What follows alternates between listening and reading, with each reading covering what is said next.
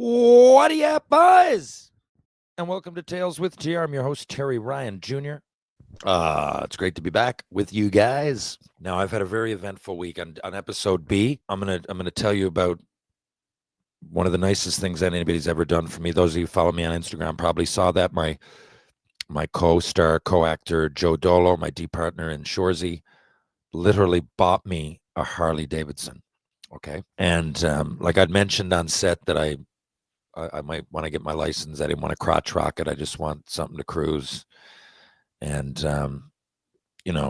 try that experience. I've always wanted to try it. So anyway, unbeknownst to me, Dolo went and bought me a Harley. Now, there's a story behind it. I'm going to get into it on next episode, okay? And next week, you'll get a guest. I've been fucking gassed. I haven't stopped for 3 months. I'm sure you know, and I'm not trying to make excuses. And sometimes you guys, a lot of you just like when I do these solo because I'm answering questions anyway, or I'm to analyze the game. Like, I'm sure you go other places for that. Like, I'm not. I'll do it on Jason Greger's show tonight, Tuesdays, Thursdays, and I'll get into the Oilers tonight too. So there's a huge part of Oilers Nation that listens to this podcast, like a big overlap. So I know I'm going to talk about that tonight. Tonight being Thursday, this will probably be released tonight or tomorrow. So, but those are podcasts too. They save them, and you can get them pretty much anywhere you get your podcasts as well. The Jason Greger Show. If not, just go to YouTube, and it's there. So everything I got to say about the Oilers, I'll say tonight. The Winnipeg Jets. I'm just because I'm getting to the Leafs. The Leafs just lost last night 6-1, and I know a lot of you like. Here we are, and we're in Canada, we're in Newfoundland, like the original six. These teams are talked about a lot, and there's a lot of Leafs fans clearly that I'm talking to. I guess Toronto's the center of the hockey universe. I mean, you could argue Montreal, or you could argue anywhere, really, I suppose. You could argue Moscow, but I'm saying I think the most players city-wise from an area, I think come from Toronto. If not, it's close. That makes sense. Most players are from Canada. It's the biggest city in Canada. So a lot of people dub it that. I mean, I don't know what's the center of the hockey universe, but what I'm saying is that I'm there a lot. Being Canadian, being from Newfoundland, like I said, a lot of original six fans here, like a lot of Leafs fans here.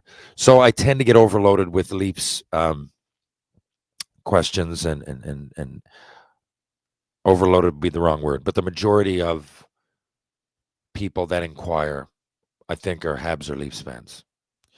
So when something like, and then a lot of people watch and they want to hate the Leafs, right? So they're always a topic. I guess, yeah, I should point that out. They're not all Leafs fans, but they might. Habs fans now got nothing to do but cheer against the Leafs, right? And pretty much a lot of Canada, which is understandable. You're a fan, you're a fan. But I'll get to that in a sec. Winnipeg, what do I think? I said this from the beginning. I know a lot of people are blaming Hellebuck. I don't know if you can blame Hellebuck. He's let in some stinkers for sure, but it's Dallas, man, and they're really good. I mean, really good. A lot of people picked him to win the cup, and the more I watch, I had a side bet with Jared Kiso that Colorado would beat Dallas, and they did look good early, but Dallas are deep. I watched for that reason. Look, the Hellebucks, I think, though, is like 5-1 in the playoffs this year at home. And behind, they're really behind him. The fans love him. I'm sure he picks up on that vibe. Yeah, and he hasn't played great, and Winnipeg's won a few in a row, more than once this year. They got a great home record. So I really, really fully believe, and I'm going to bet accordingly, that's going back to Dallas, right? It's tough, man. You got to win 3 games in a row against one of the best teams in the league for sure. Well, but the more you watch Dallas, man, they are deep and they're mean. Jamie Benn, if you could have that and a little bit of that in Matthews, and people were like, I think Matthews wants to win. I do. I mean, why wouldn't he? You want a whole city and fan base on your back. Yesterday, looking at the game, I guess we'll move on to the Leafs. Anyway, yeah, the Jets are in tough, man. But I don't know if I thought they were going to beat Dallas ever. It's going to be tough. Hellebuck does have to play better, obviously. But with the Leafs, I just find a different dynamic here. First of all, you go to the game yesterday, man. Go to the game. Watch the game. I wasn't at the game. And a lot of times fans get blamed for in Toronto, and they're quiet. It's weird, man. Like if you were to tell a soccer fan or football fan, most would say, what are some great leagues out there? Okay. So my mom watches the English Premier League, right? So she likes Leicester. I think they're relegated to the second division now, but they had Jamie Vardy. It came on a few years ago, and Leicester were a real Cinderella story of recent times in soccer or football lore. So, they always watched, and my pop was a my Manchester United fan. And so, but so just that's of the soccer that's played at my parents' house. It's usually English Premier League. So, and I mean Norris, right? My grandfather's father and mother were from England. Actually, to be honest with you, northern England, north of Newcastle. I was there a few years ago.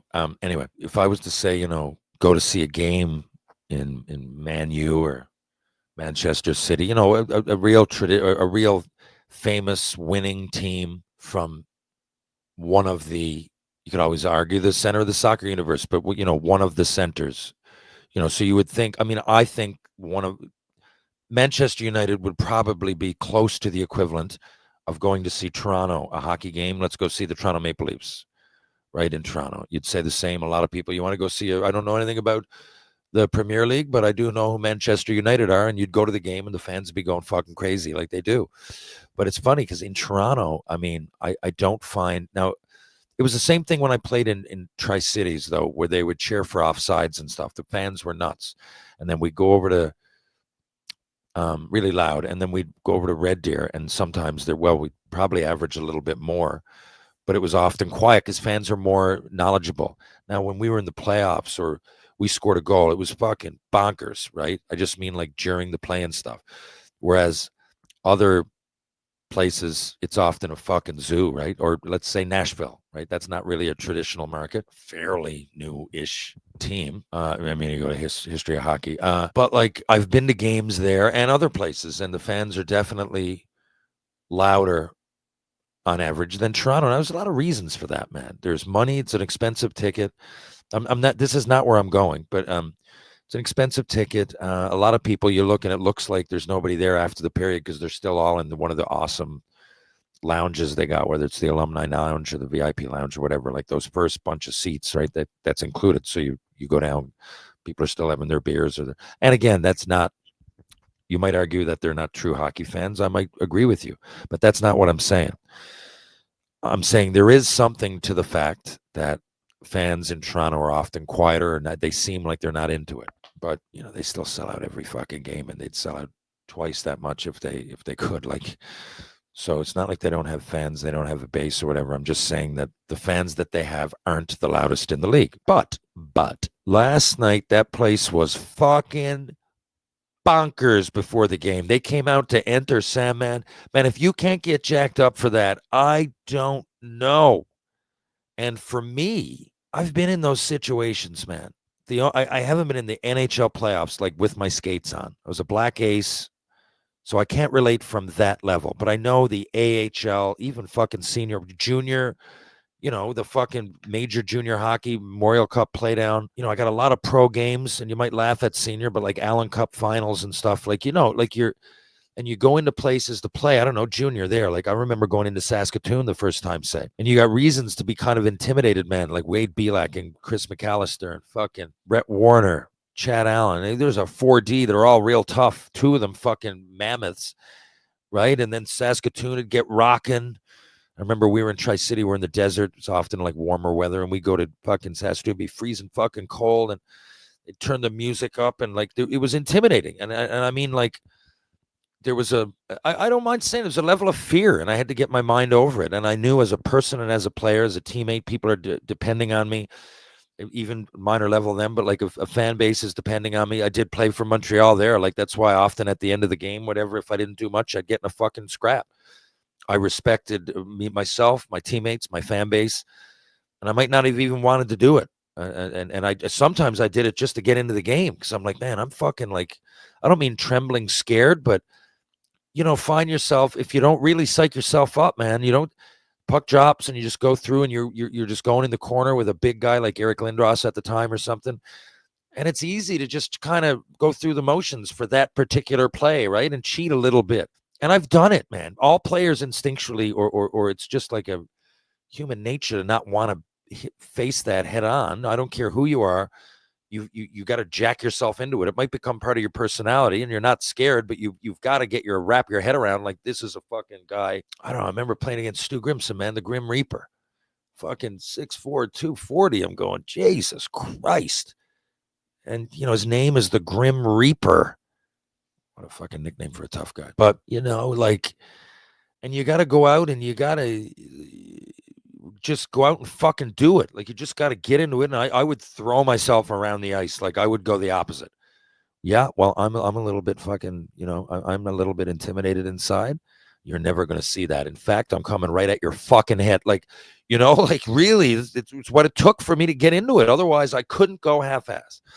Okay, so I'm just giving you a relatability level. And I'm sure a lot of you listening to this, you don't have to play professional hockey. I mean, that you could play midget AAA and go into Rwanda somewhere. I remember playing under 17s in there. And, it's intimidating. So what I'm saying is that one of the things I'm saying, the Leafs came out, all that momentum. Like, if you're on Florida, you should be a little bit intimidated, might be the wrong word, but, they often say a good home crowd, it's 1-0 already, right? And the Leafs fans, give them credit. I don't want to hear this bullshit anymore that they lost because of the fans. Or that, like, they never lose because of the fans. It'd be nice if the fans were behind them more at times, but that's mostly regular season shit. They were gone fucking crazy. The pregame show was not, I guess they wouldn't know that. They weren't out there. But, like, fuck, man. When they played Enter Sandman and all those white towels, I was like, these guys are jacked, right? Then you look, the puck drops. Now, I'm pointing out how jacked the Leafs should have been, but I'm also pointing out, in contrast to how kind of on their heels Florida should have been, right? But it didn't work out like that. Florida came out banging and hitting, and what's worse is that they went up like 4-0 halfway through the game. The game was over. Everybody knew it. Now, if that's Florida losing, Bennett or fucking, oh my God, good show. Ekblad, like, these guys are fucking elbowing, they're spitting and they'd be running the goalie for sure. I mean, the Oilers are out doing that. Fucking Janmark the other night, right?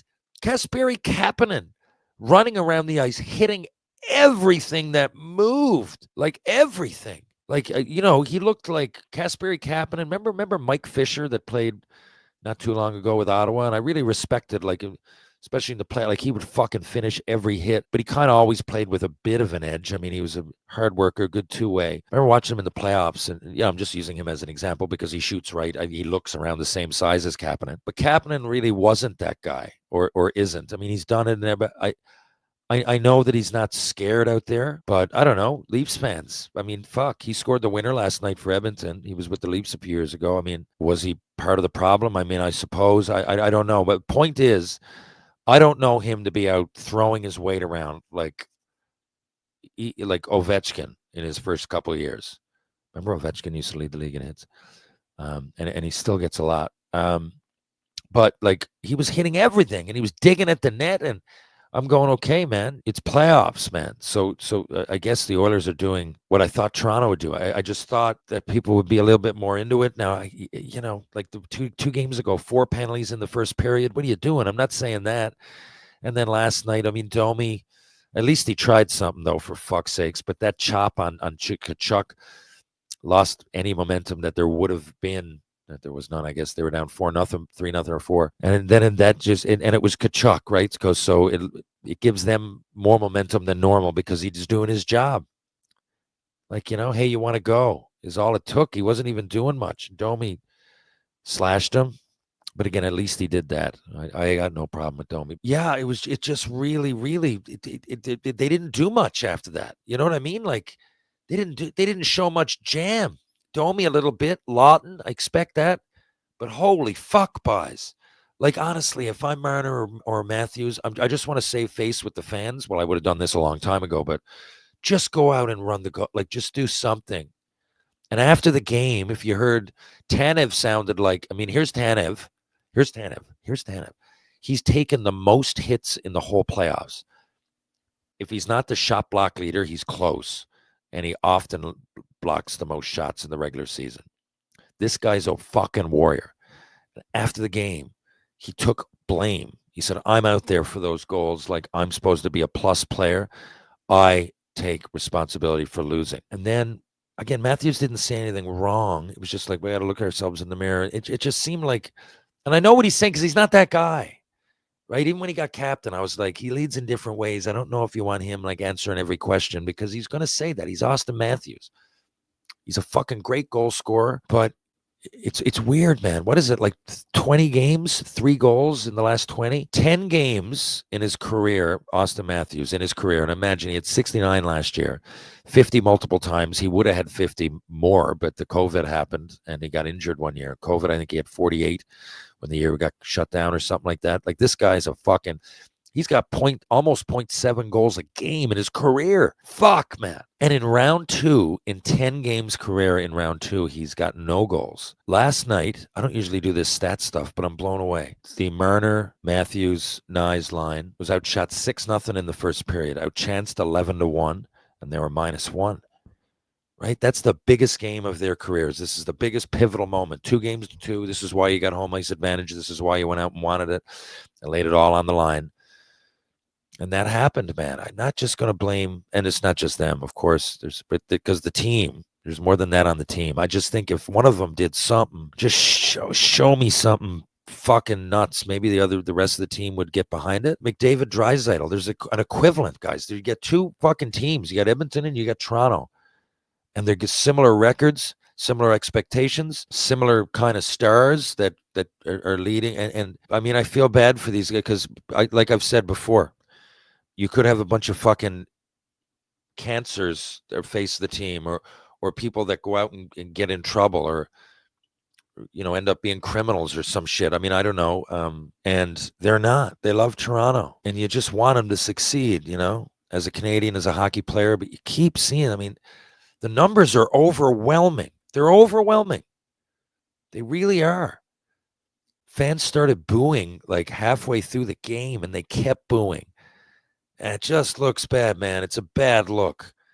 Now, I don't know. I'm not counting them out because they're the Toronto Maple Leafs. They're a great fucking hockey team. They can go down there and beat Florida. I mean, they went down the other night. They lost in overtime. So obviously that's a bounce. But Florida seems to get them. And yeah, it's mystifying. A lot of you wanted to know, would you blow it up? I would have blown it up a year or 2 ago if you kept losing. You keep losing, and you got this team and these studs and the most guys in the league making over 10 million. And I don't know, man. I don't know. It's baffling as a hockey fan. It is. That's not over either. It's not over. I know Leafs Nation panics a lot, but I think this is panic inducing. I do. And who knows? What if they go down there and lose 8-0, right?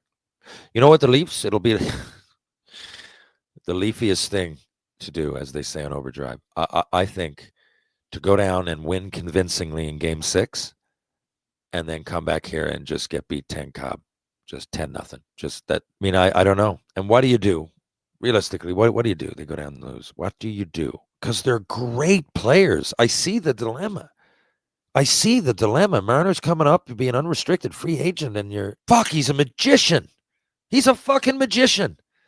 And they are such a high hockey IQ.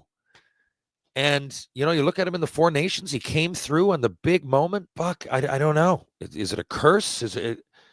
Is it something in him because that fucking pass he made last night, that spin around tape to tape to the other team, and they went and scored immediately. Like, those are exhibition plays. We know he's shown he's a big-time player. He did it.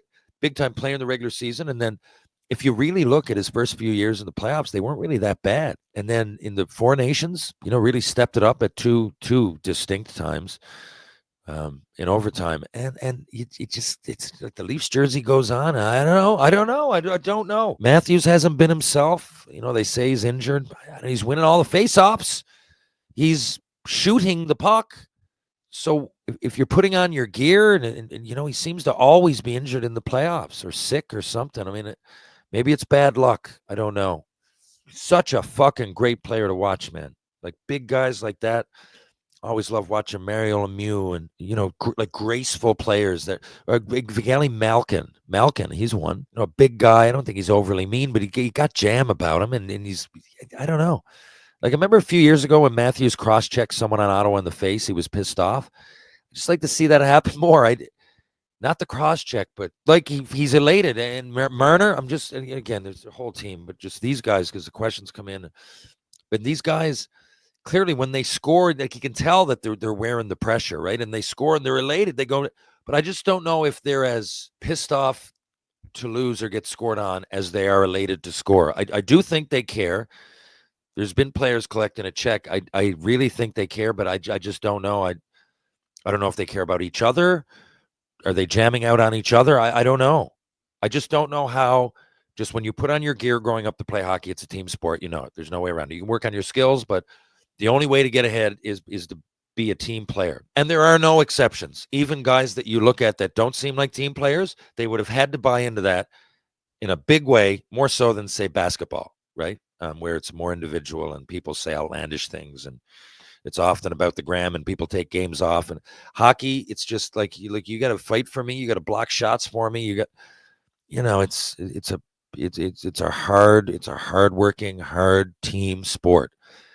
And nobody, think of the most selfish fucking player that you ever think that you came across, and they still had to buy in to a level of team in order to be a successful professional hockey player, okay? So I don't know how, when that mentality is ingrained into you, how does it not piss you off? Like, if I see my teammate not only get hit, that's the obvious, or get scored on, or I used to sometimes look at the goalie and go, fuck, man, that was a shit goal, but I've made shit plays. And he must feel awful right now. Right? I often go the other way. I mean, he's a goalie, whatever team I'm on, and there's a goalie there, he made our team. It's a good league, and he made our team. I know sometimes he should play better, but so should I. So I used to look, and if he let in a couple of bad ones, I'd often go fucking run a guy. Really, just distract people or the next person that even went close to him, just go like a fucking bat out of hell. Take a fucking 5. Just go crazy. Just show him that, a little bit of love, a little bit of respect, a little bit of that you're pissed off. Someone scores fucking to make it 2-0 and like goes by the bench with their fists going, pumping. Yeah, okay, you can celebrate. I celebrated lots, but I'm going to fucking come at you, man, because you're embarrassing our team. I don't know, with 4, 5, 6-0 yesterday. Boys, put the fucking place on wheels. What are you doing? Show everybody. Leafs Nation is behind you. Everybody's criticizing you fairly or unfairly. The whole hockey world is all over the Leafs, whether they love you or they hate you. All eyes are on you. All. How do you just take that? I don't know. And I want them to do well. I want to cheer for them.